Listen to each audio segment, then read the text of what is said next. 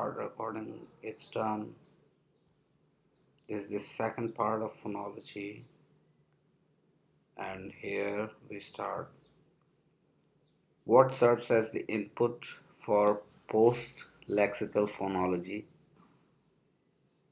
In the lexical phonology framework, output of lexical phonology. Correct answer. The output of lexical phonology serves as the input to post-lexical phonology. What does this mean? In lexical phonology, developed by Paul Kipsky and K. P. Mohanan. 1. Words are built in the lexicon. 2. Lexical phonological rules apply, stress, vowel alternations, etc. 3. The resulting form is then sent to post-lexical phonology. 4. Post-lexical rules apply at the phrase or sentence level, so the system is sequential. Lexical output becomes input to post-lexical rules. Example, word formation, electric plasticity. Lexical phonology applies stress shift, electricity. This fully formed word is now the output of lexical phonology. Now in connected speech, electricity will. A post-lexical rule like assimilation may apply across the word boundary, depending on dialect. Simple summary. Post-lexical phonology does not work on abstract underlying forms. It works on the surface word forms produced by lexical phonology. Correct answer. Post-lexical phonology has no effect on the generalizations made in lexical phonology. Why? In the lexical phonology framework, developed by Paul Kipsky and K. P. Mohanan, lexical phonology applies inside the lexicon. It interacts with morphology. It establishes word-level generalizations, like stress patterns, vowel alternations. Once those lexical rules apply, their output is fixed. Then, post-lexical phonology applies later, at the phrase or sentence level, comma, across word boundaries, comma, without changing the lexical structure. Example, lexical level, electricity. Stress shift happens due to suffix ity. That stress generalization belongs to lexical phonology. Later, post-lexical level, in fast speech, assimilation may occur in electricity will, but this does not change the stress rule or morphological structure established earlier. In simple terms, post-lexical phonology adds surface adjustments, like assimilation or connected speech effects, but it does not alter or interfere with the word-level generalizations created in lexical phonology. Correct idea. In post-lexical phonology, no specific morphological information is needed. What does that mean? Post-lexical phonology does not look at internal word structure, does not care about roots, prefixes, suffixes, does not distinguish between different morphological classes. It operates only on fully formed words, phonetic/phonological information, prosodic structure, like phrases, stress, intonation. Example, phrase, good boy. Post-lexical rule, final consonant assimilation. D becomes B before B, GBB. This happens, comma, across word boundary, comma, without reference to morphology. It only depends on adjacent sounds. In simple terms, post-lexical phonology needs only phonological and prosodic information, not detailed morphological structure. Correct answer. The internal morphological information is erased from the representation before entering the post-lexical component. What does this mean? In the lexical phonology framework associated with Paul Kipsky and K. P. Mohanan, comma, during lexical phonology, the internal structure of the word, roots, affixes, levels, is visible. Phonological rules can refer to this morphological structure. Once lexical processing is complete, the word moves to the post-lexical component. At that point, the internal morphological boundaries are no longer accessible. So post-lexical phonology sees only the phonological form of the word, prosodic structure, phrase, stress, etc., not the internal morpheme structure. Example, word formation, electric plasticity, lexical level, stress shifts because of the suffix ity. Morphological structure matters here. Before entering post-lexical phonology, the internal boundary electric plasticity is erased. Now in a phrase, electricity will, post-lexical rules may apply, like assimilation, but they cannot see the suffix or root structure anymore. In simple terms, before entering post-lexical phonology, the word's internal morphological structure is erased, and only its phonological form remains. Correct answer, lexical. Now the next, what is a characteristic feature of the lexical rules is that it's prone to exceptions. Lexical rules are prone to exceptions. Why? In lexical phonology associated with Paul Kipsky and K. P. Mohanan, lexical rules apply inside the lexicon. They interact with specific morphemes and affixes. Because they are tied to particular words or word classes, they may not apply uniformly, so they can have exceptions. Example, stress shift with certain suffixes, comma, electricity, photograph, photography, but not all suffixes trigger stress shift. Some words behave irregularly or must be memorized individually. Contrast. Post-lexical rules, like assimilation across word boundaries, are usually automatic, regular, exceptionless. Example, good boy, GBB, assimilation. In simple terms, lexical rules are prone to exceptions because they are sensitive to specific words and morphological structure, and therefore do not always apply uniformly. Correct answer. Lexical rules are structure preserving. What does structure preserving mean? It means that lexical rules do not create new or impossible sound structures, do not introduce sounds that are not already part of the language's phoneme inventory, respect the basic phonological patterns of the language. They operate within the existing structure of the language. Example, in English, the plural rule adds s, z, or z, cat, cats, dog, dogs. These additions use sounds already present in English. The rule does not create a completely new or foreign sound. Another example, stress shift in, comma, electricity. The rule rearranges stress but does not create illegal syllable structures. In simple terms, lexical rules are structure preserving because they maintain the phonological integrity of the word and operate within the existing sound system of the language. Correct answer. The primary function of The next is, what is the primary function of lexical rules in phonology? They change one phoneme to another. lexical rules is to change one phoneme or feature into another within the word. What does this mean? In lexical phonology associated with Paul Kipsky and K. P. Mohanan, lexical rules apply inside the lexicon, operate on underlying phonemic representations, often involve alternations, one sound becoming another. Example, plural formation in English, leaf leaves, f slash v slash, the phoneme f changes to slash v before the plural suffix. Another example, comma, electricity, vowel quality and stress shift occur due to suffixation. In simple terms, lexical rules mainly modify phonemes or their features within words, often triggered by morphological processes. In lexical phonology, lexical rules apply inside the Which of the following statements accurately describes the behavior of the lexical rules? Lexical rules are not blocked by pauses. inside the lexicon. Lexical rules apply inside the lexicon.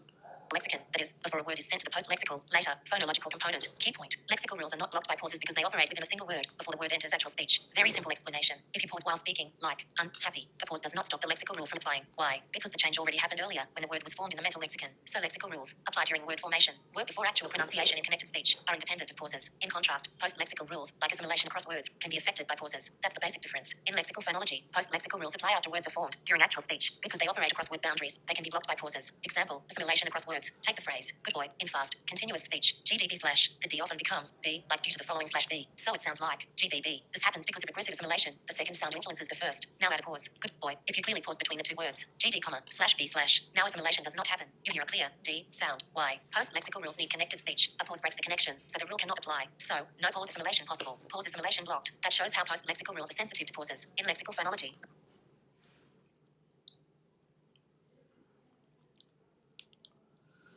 lexical rules are cyclic. What does cyclic mean? Lexical rules apply step by step. Each time a new morphological layer, like an affix, is added to a word. They don't apply all at once. They reapply at every level of word formation. Example, take the word electric electricity. 1. First cycle, base word. Electric stress on leg. LKTR caper. 2. Second cycle, after alienity. When it is added, stress shifts. Electricity slash electricity. The stress rule reapplies after the suffix is attached. So the phonology adjusts at each stage. In simple terms, cyclic nature equals rules apply repeatedly at each stage of word formation. In lexical Now, where do the post lexical rules apply? Both, of phonology, course. post-lexical rules apply both within words and across word boundaries. What this means, post-lexical rules operate after the word has been fully formed in the lexicon. At this stage, morphology is no longer relevant. The rules apply to the phonological string in connected speech. Key cap 1. Within a word, some automatic phonetic processes apply inside a word. Example, aspiration in English, pin, pn. The p becomes aspirated at the beginning of a stressed syllable. Key cap 2. Across words, they also apply between words in continuous speech. Example, assimilation, 10 boys, 10 bz. The n becomes m before b. This can happen across word boundaries because post-lexical rules operate at the phrase level. In short, post-lexical rules are phrase level, automatic, and not sensitive to internal word structure, so they can apply both inside words and between words. Correct answer, no. Post-lexical rules do not suffer exceptions. Why? In lexical phonology, post-lexical rules apply after word formation, operate automatically in connected speech, depend only on phonetic slash phonological environment, do not depend on specific words, because they are purely phonological and not tied to particular lexical items. They are generally regular and exceptionless. Example, assimilation in English, 10 boys, 10 bz. Whenever n occurs before b in fluent speech, this assimilation can happen. It is not restricted to special words. In simple terms, post-lexical rules are automatic sound processes, so they are regular and do not show lexical exceptions. Correct answer, they require syntactic, prosodic information, not morphological information. What does this mean? In lexical phonology, post-lexical rules apply after words are fully formed at the phrase or sentence level, comma, across word boundaries. So they may need syntactic or prosodic structure, like phrase boundaries, stress groups, but they do not need internal word structure. Example, assimilation, 10 boys, 10 bz. This happens because the sounds are in the same phrase. If there is a strong syntactic boundary or pause, assimilation may not occur. So the rule is sensitive to phrase structure, not morphology. In simple terms, post-lexical rules may use syntactic slash prosodic information, but they do not require detailed morphological information. Correct answer, allophonic changes. What does this mean? Allophonic changes are variations in the pronunciation of a phoneme caused by its phonetic environment, surrounding sounds or position. Which term describes the variations in pronunciation of a phoneme due to the different contexts or surrounding sounds? Alphonic changes. Variation in pronunciation of phoneme caused by phonetic environment. Phoneme stays the same, but its pronunciation changes predictably, like pin, spin. The phoneme stays the same, but its pronunciation changes predictably. Example, English P, pin, pn, aspirated, spin, spn, unaspirated. Both contain the phoneme P, but after slash s, aspiration does not occur at the beginning of a stressed syllable. Aspiration occurs. This is a context-based variation and allophonic change. Another example, little, ll, flap, in American English, top, tp, aspirated. The phoneme changes its surface form depending on position. In simple terms, allophonic changes are predictable pronunciation variations of the same phoneme caused by surrounding sounds or position, without changing meaning. Correct answer, allophonic changes. Brief explanation. In lexical phonology, post-lexical rules apply after a word is fully formed and often The question is, what type of changes do post-lexical rules cause in phonology? Answer is alphonic changes. Lexical phonology post-lexical rules apply after a word is fully formed and often across word boundaries. They do not change one phoneme into another, only change the surface pronunciation of a phoneme, that is, they produce allophones. across word boundaries. They do not change one phoneme into another. They only change the surface pronunciation of a phoneme. That is, they produce allophones. Example, assimilation across words. Green park, grim PK. N becomes M before P. The phoneme is still N, but its pronunciation changes due to the following sound. Meaning does not change. In simple terms, post-lexical rules create predictable pronunciation variations, allophones, not new phonemes. Correct answer, yes. Brief explanation. Post-lexical rules apply across words within the same phonological phrase. If there is a pause, the rule is blocked because the sounds are no longer in the same continuous speech unit. Example, assimilation. Without pause, 10 boys, 10 bz. N becomes M before B. With pause, 10 boys, 10 bz. No assimilation happens because the pause blocks the rule. In simple terms, post-lexical rules need connected speech. A pause interrupts the connection, so the rule does not apply. Correct answer, non Post lexical rules cyclic or non-cyclic in nature. Cyclic. Brief explanation. In lexical phonology, lexical rules are cyclic. They apply level by level as morphemes are added, but post-lexical rules apply after the word is fully formed. Do not apply in cycles. Operate once over the whole phonological phrase. Example, assimilation in good boy, GBB. This happens after the complete words are formed. The rule does not reapply in stages, it simply applies at the phrase level. In simple terms, post-lexical rules are non-cyclic because they apply only once at the phrase level, not repeatedly during word formation. Correct answer. Strict cyclic condition, SCC. Brief explanation. In lexical phonology, the strict cyclic condition is a key principle. It states, a phonological rule in a given cycle can apply only to material introduced in that cycle. This means rules cannot go back and change parts of the word that were formed in earlier cycles. Example, suppose a suffix is added to a word, electric plus electricity. When it is added, phonological rules apply to the newly formed structure. They cannot freely alter the internal structure of electric unless the cycle permits it. In simple terms, the strict cyclic condition ensures that phonological rules apply step by step, respecting the stages of word formation. Correct answer, only to be right. So, according to SCC in lexical phonology, when do cyclic rules apply? Only to derived representations.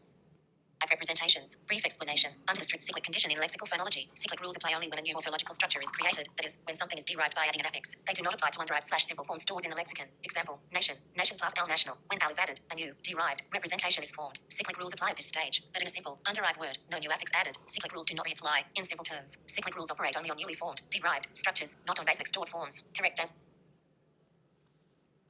According to SCC in lexical phonology, when is a representation for derived with respect to a rule R in cycle J when it meets the structural analysis of R in cycle J?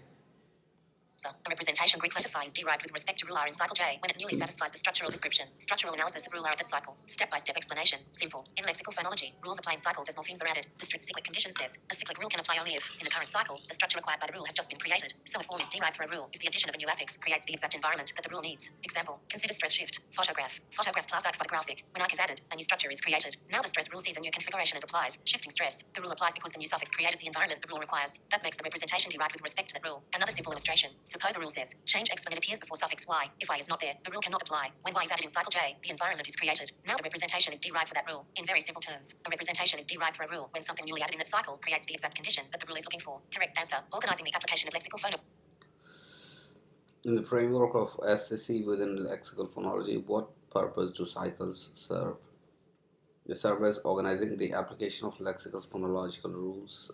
In lexical phonology, cycles correspond to stages of word Phonological formation. rules. Brief explanation. In lexical phonology, cycles correspond to stages of word formation as morphemes, roots, prefixes, suffixes are added. Each time a new morpheme is added, a new cycle begins. During that cycle, lexical phonological rules apply to the newly formed structure. Example, word formation, nation, nation plus L national, national plus city nationality. Each addition, L, ity, creates a new cycle, and phonological rules apply at each stage. In simple terms, cycles organize when phonological rules apply, step by step as a word is built. Correct answer. Strict cyclic condition. Brief explanation.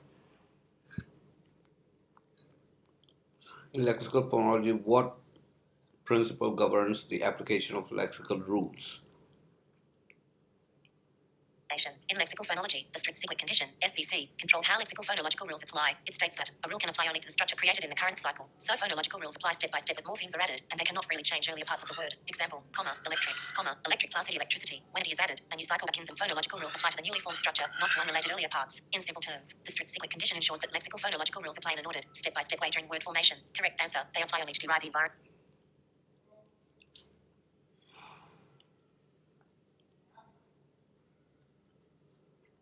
Brief explanation. Under the strict cyclic condition in lexical phonology, feature-changing cyclic rules can apply only in derived environments. A derived environment is created when a new morpheme, prefix/suffix, is added during a new cycle of word formation. So the rule applies only where the new structure created by affixation produces the required phonological environment. Example, root, divine, derived word, divin plus ity divinity. When the suffix ity is added, a new environment is created and stress shifts. Divin divinity. The phonological rule applies because the environment was derived by adding the suffix. In simple terms, feature-changing cyclic rules operate only when a new morphological structure creates the right environment, not in simple underived words.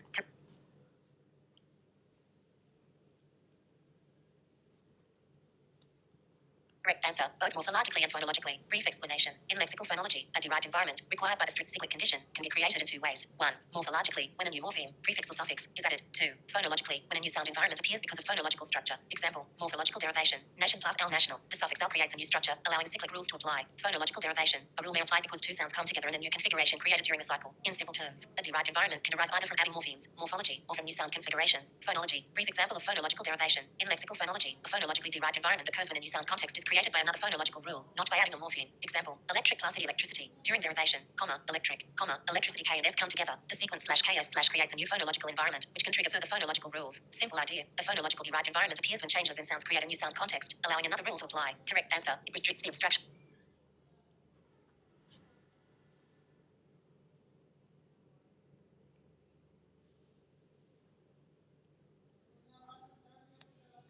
And level of underlying forms. Brief explanation. In lexical phonology, the strict cyclic condition, SCC, prevents analysts from proposing overly abstract underlying representations. Because cyclic rules can apply only in derived environments, the underlying form must be close to the actual pronunciation. Example, if a word is pronounced cat, we cannot assume an extremely abstract underlying form like slash cabin slash and expect rules to change it to cat. Since rules only apply in derived environments, such large changes would not be allowed. In simple terms, the strict cyclic condition ensures that underlying forms stay relatively realistic and not overly abstract. The proposal slash Kyle slash is the underlying form of Polish. In the context of SCC and phonology, why can a proposal suggesting Chile as underlying representation for Chile is in Polish be easily discarded? Can be rejected because it violates the phonological principles required by SCC. Can be rejected because it violates the phonological principles required by the strict cyclic condition. In lexical phonology, step-by-step explanation. The strict cyclic condition, SCC, states that phonological rules can apply only in derived environments, usually when a new morpheme is added in a cycle. If we propose an underlying form slash Kyle slash for the surface pronunciation is something like Zyle, Heil, with a different initial sound, the change from K to another sound would need a phonological rule. However, 1. The word Chile is a simple lexical item, not a morphologically derived form. 2. No new morpheme is added to create a derived environment. 3. Therefore, a cyclic rule cannot apply to change K into another sound. Because the SCC blocks rules from freely altering non-derived structures, the underlying representation slash Kyle slash would require a rule that the theory does not allow. Simple idea. If the underlying form is too different from the actual pronunciation, and there is no derived environment to trigger a rule, the proposal is invalid. So slash Kyle slash is rejected because the phonological rules needed to transform. It would violate the strict cyclic condition. Correct.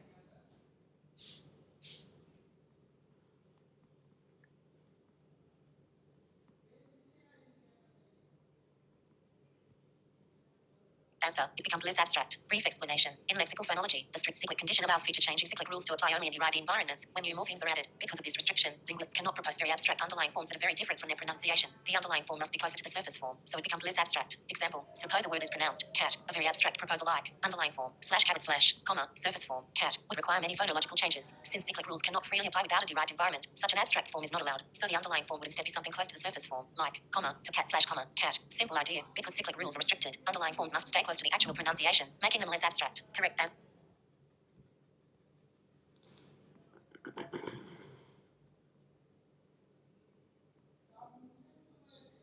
So, nonlinear representation. Brief explanation. Autosegmental phonology proposes that phonological representations are nonlinear, meaning sounds are not arranged in a single straight line. Instead, different features, tone, vowel features, nasality, etc., are placed on separate tiers that connect to segments. In traditional phonology, sounds appear in a linear sequence, chaotipa, but in autosegmental phonology, some features exist independently of that sequence and linked to one or more segments. Example, tone spreading. Suppose a word has two syllables, bala, tone tier, hl. The high tone, h, can spread to another syllable, tone tier, h, bala. Both syllables may end up pronounced with a high tone. Simple idea. Autosegmental phonology says phonological features are organized on multiple layers, tiers, rather than one straight line, which is why it is called nonlinear representation. Another example of nonlinear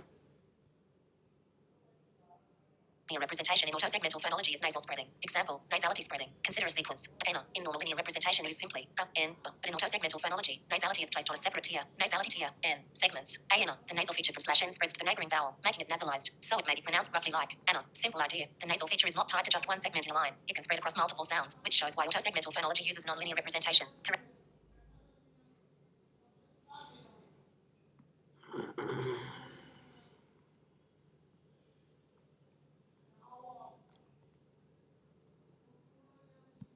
Correct answer. Tones. Brief explanation. Autosegmental phonology was developed mainly to explain tone systems in languages. In many tone languages, tones behave independently of individual segments and can spread, shift, or attach to different syllables. Linear phonology, one sound after another, could not explain this properly. Autosegmental phonology solves this by placing tones on a separate tier and linking them to syllables. Example, tone spreading. Suppose a two-syllable word, bala, tone tier, capital H. The high tone, H, may spread to both syllables. Tone tier, H, bala. Both syllables are pronounced with high tone. Simple idea. Autosegmental phonology was created to explain tone behavior, where tones can spread or associate with multiple syllables, something linear phonology could not easily explain. Another example involving tones in autosegmental phonology is tone shifting. Example, tone shift. Suppose a two-syllable word, kala, tone tier, HL, initially, H car, LR, but in some tone languages, the high tone shifts to the next syllable, tone tier, capital H, kala, so the pronunciation becomes car, low, plus la, high. Simple idea. The tone moves from one syllable to another while the segments stay the same. This shows that tones behave independently, which is why autosegmental phonology represents them on a separate tier. Correct answer. Parallel tiers of phonology.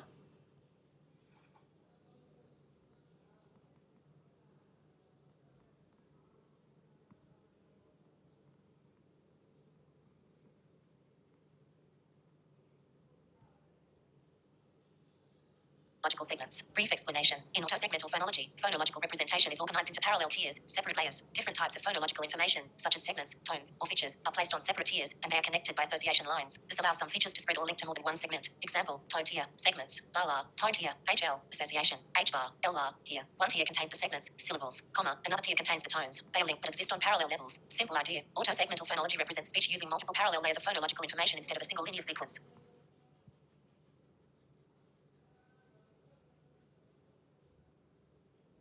Correct answer. Tonal tier and segmental tier. Brief explanation. In autosegmental phonology, phonological information is organized on parallel tiers. Two important tiers are: segmental tier contains consonants and vowels, segments of the word. Tonal tier contains tones such as high, H, or low, L. These tiers exist parallel to each other and are connected by association lines. Example, word with two syllables. Segmental tier, bar, tonal tier, HL, association, H bar, L bar. Here the segments and tones are on separate but parallel tiers, showing that tone behaves independently from the consonants and vowels. Correct answer. They are linked by association lines.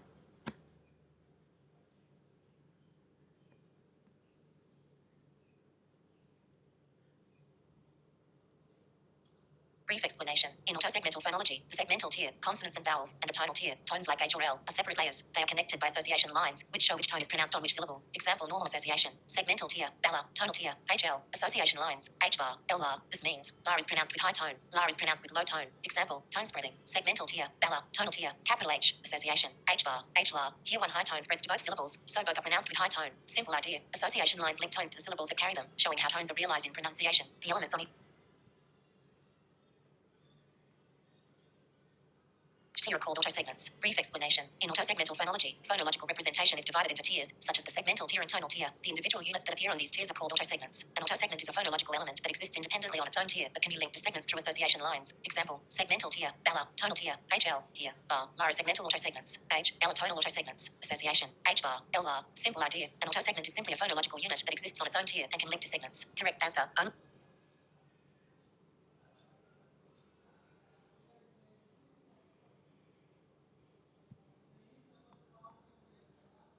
If they are linked by association lines. Brief explanation. In autosegmental phonology, elements on different tiers, like tones and segments, function together only when they are connected by association lines. These lines show which feature is realized on which segment, so the two are pronounced simultaneously. Example, segmental tier, bella, tonal tier, HL, association, H bar, L bar. Here, H tone is pronounced with bar, L tone is pronounced with la. Because the tones are linked by association lines, they are pronounced at the same time as the segments. Simple idea. Autosegments behave together in pronunciation only when an association line connects them to a segment. Correct answer. Yes. Brief explanation.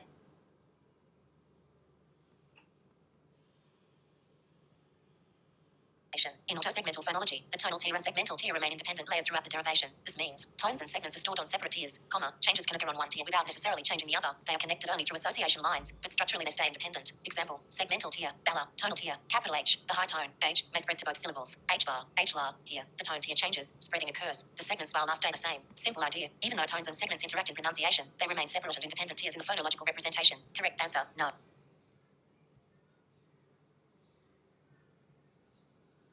Brief explanation. In autosegmental phonology, the tonal tier and the segmental tier always remain separate layers. They are connected by association lines, which show how tones are realized on syllables, but the tiers themselves never merge into a single structure. Example, segmental tier, bella, tonal tier, HL, association, H bar, L bar. Here the tones and segments are linked, but they still remain on different tiers. Simple idea. Tones and segments interact in pronunciation, but their tiers stay separate and never merge. Correct answer.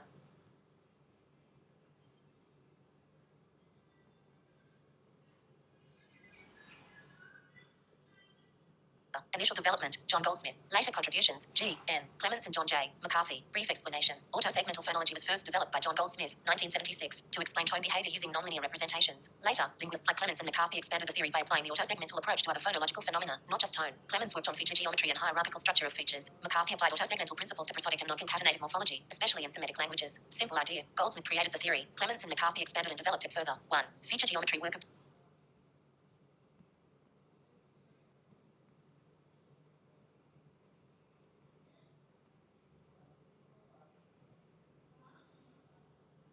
G. N. Clements. Clements proposed that phonological features are arranged hierarchically, like a tree, rather than as a simple list. Certain features group under larger nodes. Example, take the sounds ppm. They share the place of articulation bilabial. Feature structure, simplified. Root, place, labial, so, comma, per equals, voice, labial, comma, per equals, plus voice, labial, comma, per equals, plus nasal, labial, because slash pbm share the labial node. Some phonological processes can affect them together. Example process, assimilation, input impossible. N becomes M before P because both are labial. This works easily in feature geometry because the labial feature spreads as a unit. 2. Autosegmental morphology. Work of John J. McCarthy. McCarthy applied autosegmental ideas to Semitic languages, where words are formed by inserting vowels into a consonantal root. Example, Arabic type pattern, root, consonants, KTB meaning right. Different vowel patterns create different words.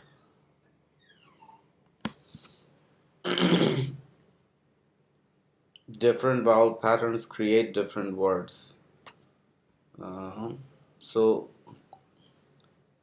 pattern is consonant, vowel, consonant. Katab, he wrote. And then consonant, vowel, consonant, vowel, consonant. Kutib. And then you have these things that specify which vowel is being inserted in place of the vowels. And the next pattern that you have is consonant, vowel, vowel, consonant, vowel, consonant. Katib, that changes the meaning to writer. He wrote katab. Kutib, it was written. Katib, writer. Representation idea. Root tier. KTB. Vowel pattern tier. AA. These combine to produce katab. Simple idea. Clements showed that phonological features are organized in hierarchy and can spread as groups. McCarthy showed that roots and vowel patterns can exist on separate tiers and combine to form words. Correct answer. Alan Prince.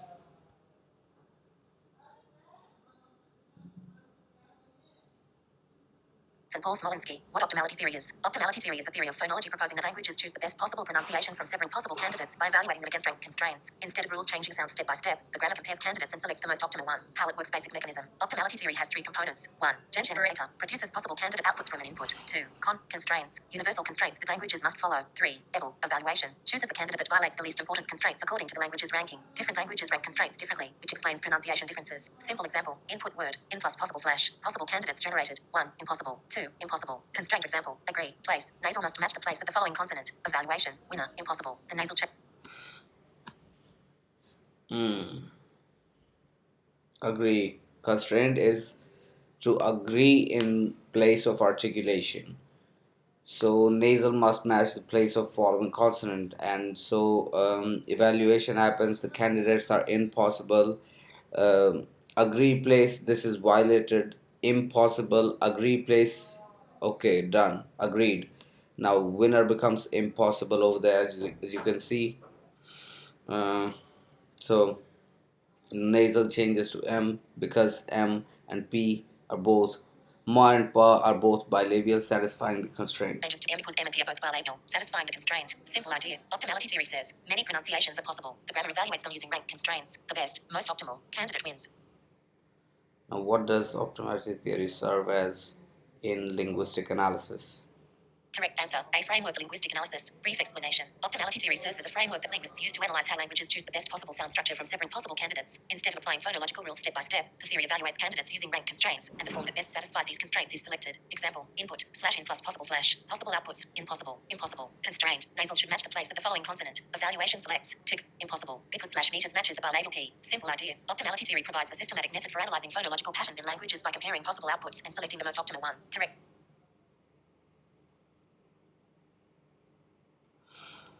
How do the observed forms of language arise? Interaction between conflicting constraints.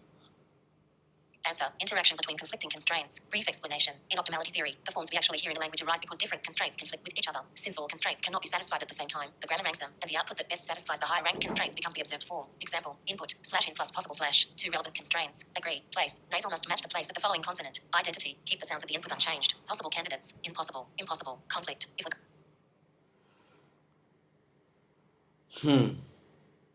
So, candidate, impossible, impossible, agree, place, no. But impossible, agree, place, yes. Identity, impossible, no. I'm sorry, yeah, identity meaning in is what is the standard norm, like inactive, that is the standard norm. But in becomes im, where it loses its identity, right? agree. Place is ranked higher. The language chooses. Tick. Impossible. Simple idea. Observed pronunciations happen because constraints compete, and the most important constraints determine the final form. Correct answer. Sequence.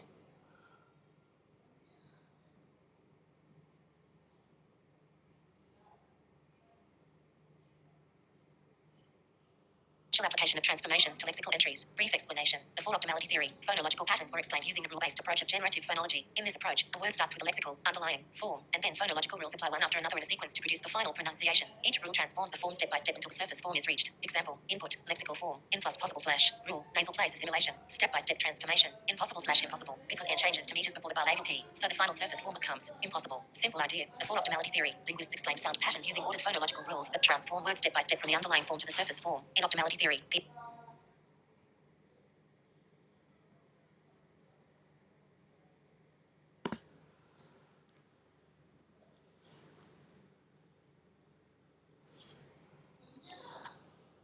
the output is chosen by comparing several candidate forms and selecting the one that best satisfies the rank constraints. The candidate with the least serious violations of the highest rank constraints wins. Live demonstration. Tableau. Input. Slash in plus possible slash. Constraints. 1. Agree. Place. Nasal must share the place of articulation with the following consonant. 2. Ident I-O. Keep the input sounds unchanged. Assume the ranking. Agree. Place. Ident I-O. Evaluate.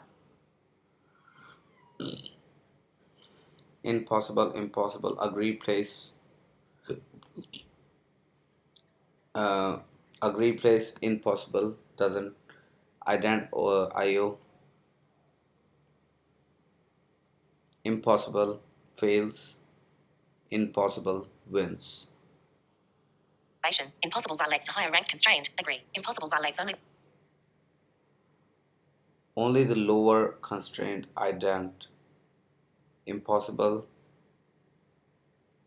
violates only the lower constraint ident but does not violate the agree place constraint. Therefore, the winner or optimal output is impossible. The lower constraint, ident. Therefore, the winner, optimal output, is impossible. Simple idea. Optimality theory generates several possible outputs and evaluates them using rank constraints. The candidate that best satisfies the high rank constraints becomes the actual pronunciation. In optimality theory. Now, what is ident? Ident, short for identity constraint, means keep the output the same as the input. What it requires. The ident constraint says that the sounds in the output should not change the features of the sounds in the input. If a sound changes, the candidate violates ident. Example, input, in plus possible slash, candidates, 1, impossible, 2, impossible, constraint, ident, place, keep the place of articulation the same. Evaluation, impossible n stays entic, obeys ident. Impossible n becomes slash meters cross mark, violates ident. But another constraint, agree place, prefers m before p, so impossible wins even though it violates ident. Simple idea, ident equals don't change the original sounds. If a sound changes, the candidate breaks the ident constraint. Correct. In optometry theory, what basic dichotomy is set up? Operational constraint component. Answer. Operational component and constraint component. Brief explanation. In optimality theory, the grammar is divided into two main parts. 1. Operational component. This part generates and evaluates candidate outputs. It includes generates possible forms. Eval evaluates and selects the best candidate. 2. Constraint component. This part contains the set of universal constraints that judge the candidates. These constraints are ranked differently in different languages. Example, input, slash in plus possible slash. Operational component. Produces impossible, impossible. Constraint component. Agree, place, ident, eval. Selects impossible because it satisfies the high rank constraint. Simple idea. Operational component produces and evaluates candidates. Constraint component provides the rules, constraints, used to judge them. Here are clear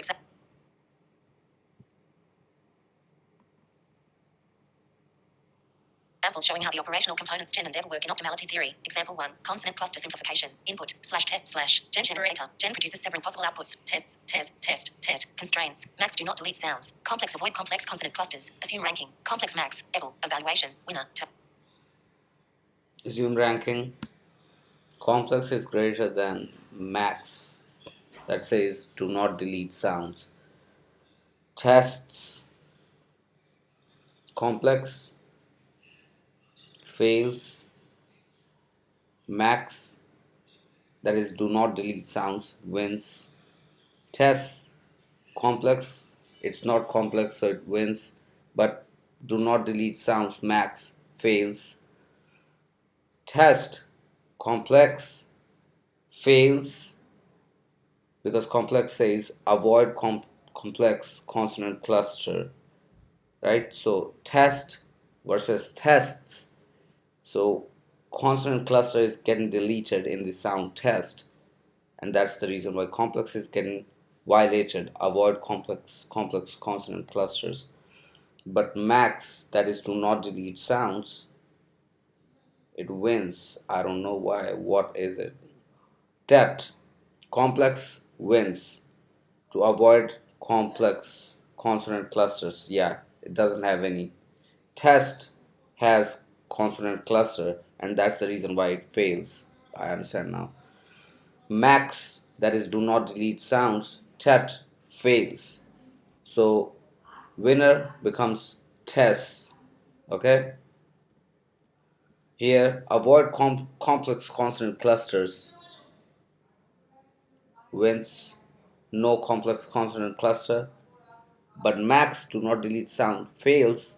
Complex is more important to avoid consonant clusters, and that's the reason why chess is selected as the winner candidate output.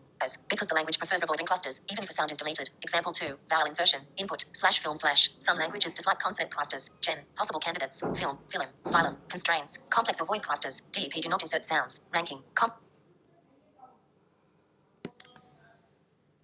As you can see over here, evaluation, candidate, film, complex avoid clusters, depth do not insert sounds. The first one is film, is complex, so it fails because it has clusters. Film, not complex because there's no cluster. Film also wins because there's no constant cluster. Depth, there is do not insert sounds. Film wins because no sound is being inserted. Film loses because sound gets inserted. Film also loses. So winner is film. complex DEP, Eval, winner, film. A vowel is inserted to break the cluster. Example 3, final consonant devoicing. Input, slash dog slash, gen, dog, doc, constraints. Voice code or voice consonants not allowed at word end. At end, voice, do not change voicing. Rank. Voiced coda, voiced consonants not allowed at word end. Ident, voice do not change voicing. Dog, doc. Voiced coda fails, there is voice coda. Doc wins, there's no voiced coda. Voiced consonants not allowed at word end. Ident, doc wins, do not change voicing wins, dog. Doc loses, changes to voiceless. So winner is doc because language forbids voiced consonants at the end of the words. Voice code or ident. Eval. Winner. Doc. Because the language forbids voice consonants at the end of words. Simple summary of the operational component. Gen. Generates many possible pronunciations. Eval. Compares them using rank constraints and selects the optimal one. If you want, I can also show you 3 extremely famous textbook OT examples. English plural, syllable structure, and assimilation that professors often expect in exams. In optimality theory, DEP stands for dependency constraint. Meaning of DEP. Dep.io. Do not insert new sounds in the output that were not present in the input. If the output contains an extra segment, it violates DEP. Example. From example 2. Input. Film slash. Candidates. Film. Evaluation. Explanation. Film, dep, is dependency constraint.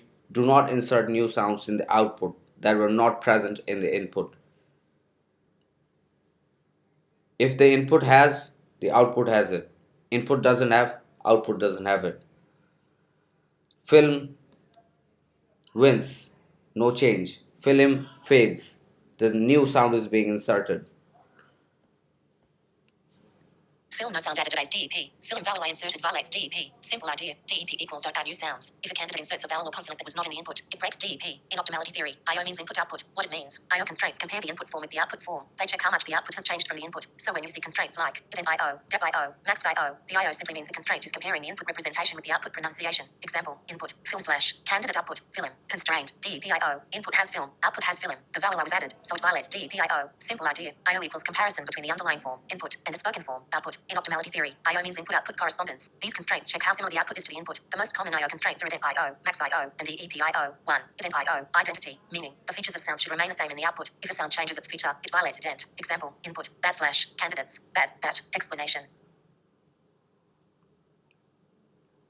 Identity says sounds should remain the same. Bat wins, bat loses.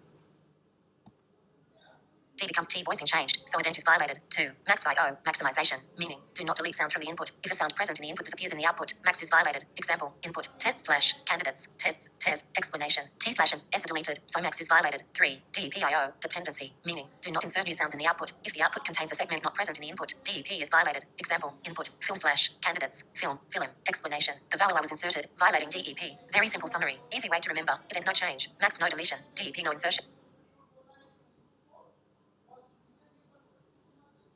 Identity changing sounds, bat, max, deleting sounds, tests, dep, IO, inserting sounds, film. Easy way to remember ident, no change, max, no deletion, dep, no insertion. What are the operations that transform an input to output called in optimality theory? Operational component. In optimality theory, the operations that transform an input into an output are called the operational component. What it means: the operational component is the mechanism that creates and evaluates possible outputs from a given input. It mainly consists of two parts: one, gen generator; two, evaluator. One, gen generator function produces many possible candidate outputs from a single input. These candidates may differ in structure, sounds, or forms. Example: input slash cat slash gen may produce candidates such as cat, car, cat, card. So gen generates multiple possible outputs. Two, evaluator function chooses the optimal output from the candidates produced by general. It does this by checking candidates against rank constraints. Example: candidates from gen, cat, car, cat. If a language strongly prefers no extra vowels, Eval may select cat as the optimal form. In short, gen generates possible outputs. Eval evaluates them and selects the best, optimal one. Simple formula: input gen creates candidates. Eval selects optimal output. If you want, I can also give 2-3 short linguistic examples like vowel deletion, epenthesis, assimilation that clearly show how gen and Eval work in practice. In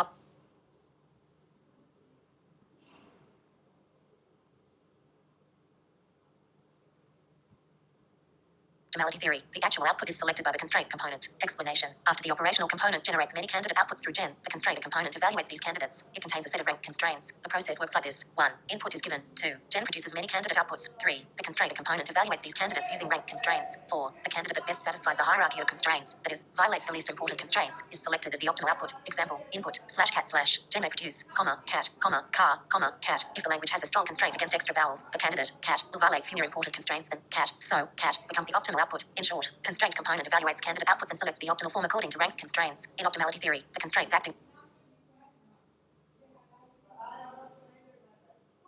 non-candidate outputs are treated as ranked, hierarchically ordered. Explanation: constraints are not equally important. They are arranged in a hierarchy, where higher ranked constraints are more important. Lower ranked constraints can be violated if necessary. During evaluation, candidates are compared based on this ranking. A candidate that violates a higher constraint loses, even if another candidate violates more lower constraints. Example: input slash cat slash constraints. No coda, no consonant at the end of a syllable. Max, do not delete sounds. Ranking: no coda max. Gen candidates, cat violates no coda, car violates max. Since no coda is ranked higher, violating it is worse. Therefore, car becomes the optimal output. In short, constraints in optimality theory are ranked hierarchically, and higher ranked constraints determine the winning candidate. In optimality theory, the constraint component